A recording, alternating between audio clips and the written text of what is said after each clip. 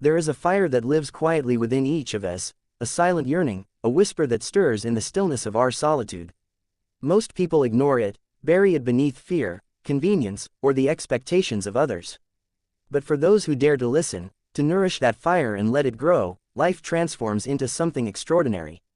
Burning desire is not merely about wanting something, it is about needing it so deeply, so completely, that the entire universe begins to conspire with you to bring it forth. This book is an intimate invitation to awaken that flame, to nurture it, and to trust in its power to guide you toward your most authentic life. The story unfolds through the life of Daniel, a man whose ordinary existence is slowly eroded by dissatisfaction. On the surface, he has what many would consider a successful life, a stable job, a house, a family, but deep within, there's a restlessness he cannot explain. That restlessness, that gentle ache in the soul, is often the first signal of a burning desire that has long been ignored. Daniel's life begins to change the day he decides to stop silencing that voice within him.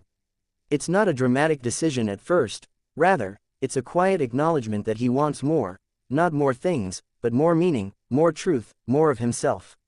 The first key insight from burning desire is this: desire is sacred. So often we are taught to suppress our deepest longings.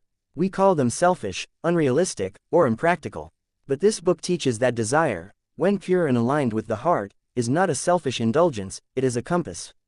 Daniel's desire is not about wealth or status, it is about the freedom to create, to express, to live in harmony with who he truly is. And that is the spiritual essence of all burning desire, it pulls us toward our highest selves. As Daniel begins to explore what he truly wants, fear rises to meet him. And so it is with all of us. The moment we name our desire, we awaken its opposite, doubt. The book explores this dynamic with raw honesty. Daniel is plagued by thoughts of inadequacy. Who am I to do this? What if I fail? What will others think? These fears do not disappear, but Daniel learns a profound lesson. Courage is not the absence of fear, but the choice to act in spite of it. Burning desire is not just about passion, it is about commitment. The kind of commitment that says, even if it scares me, even if I fall, I must try. One of the most moving parts of the book is when Daniel meets Maya, an elderly painter who once gave up her dream for the safety of routine. Her regret is not that she failed to become famous or wealthy, it is that she abandoned her fire. Through Maya, Daniel learns that it is never too late. She tells him, with quiet wisdom, your soul does not keep time the way the world does. It waits for you, patiently, until you are ready. This moment marks a turning point. Daniel realizes that the cost of ignoring his desire is far greater than the risk of pursuing it. And so he begins the journey, not just a career change, but a soul awakening. He starts small. He writes at night, he studies, he dreams aloud, and slowly, the universe responds. People, opportunities, and ideas begin to flow into his life. This mirrors a truth often forgotten. When your desire is genuine and focused, the world rearranges itself to support you. This is not magic, it is alignment, it is clarity of intent. Desire becomes a force that attracts exactly what you need, when you are truly ready to receive it. Another powerful theme of the book is the necessity of sacrifice. Daniel does not get to chase his dreams without cost. He must let go of comfort, approval, and even some relationships that no longer support his growth. The book does not shy away from this reality. To follow one's burning desire is to shed old skin. It is to say goodbye to who you were, in order to become who you must be.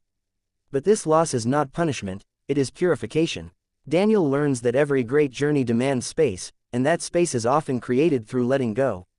The emotional depth of the story comes not just from Daniel's triumphs, but from his moments of doubt, despair, and delay. There are days when he questions everything, when progress is invisible, and the flame within flickers faintly. But here lies the deeper truth of burning desire. The fire within is eternal, if you feed it with faith. Not blind faith, but active faith, the kind that shows up, even on hard days.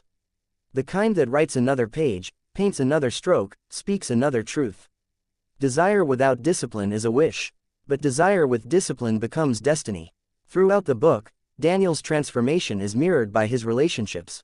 His bond with his wife shifts, from tension and misunderstanding to mutual respect, once he begins living more authentically. He becomes a better father, not because he gives more time, but because he brings more presence. This is a profound lesson. When you honor your inner calling, you become more available to others. not less. Self-fulfillment is not selfishness, it is the foundation from which we serve the world with joy, not resentment. By the end of the book, Daniel has not made it, in the conventional sense. He is not a millionaire, nor is he a household name. But he is alive in a way he has never been. He wakes up with purpose. He loves more deeply. He laughs more freely. And he creates with passion. That is the real victory. The message is clear.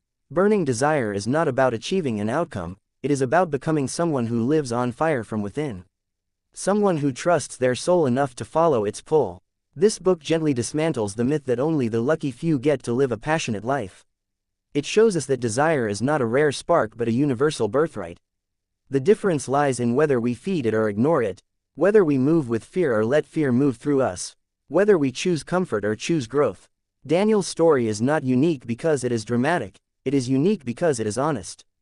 And in that honesty, we see ourselves. As the final chapters close, we are left with a quiet invitation. Not to copy Daniel's path, but to listen for our own. The book does not tell you what your burning desire should be. It simply asks you to look inward and ask, what have I silenced in myself? What am I longing for? And what would I do if I truly believed it was possible? That belief, the book reminds us, is where everything begins. In practical terms, burning desire also offers small rituals and reflections to help anchor the journey. Morning pages, visualization, affirmations spoken with conviction, surrounding yourself with people who uplift, not diminish, your dream. These tools are not new, but the way the book frames them makes them feel alive. They are not chores, they are sacred practices. Ways of tending to the fire, keeping it bright, especially on the dark days. The wisdom of burning desire lies in its deep compassion. It understands how hard it can be to start, how easy it is to doubt, how seductive the familiar can be.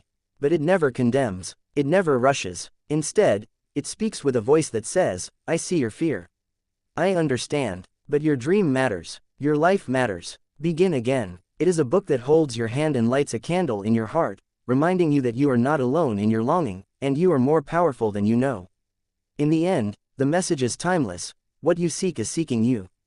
And that burning desire within you, it is not random. It is not foolish. It is the divine spark placed within you to guide your way home. Follow it, even when the path is unclear.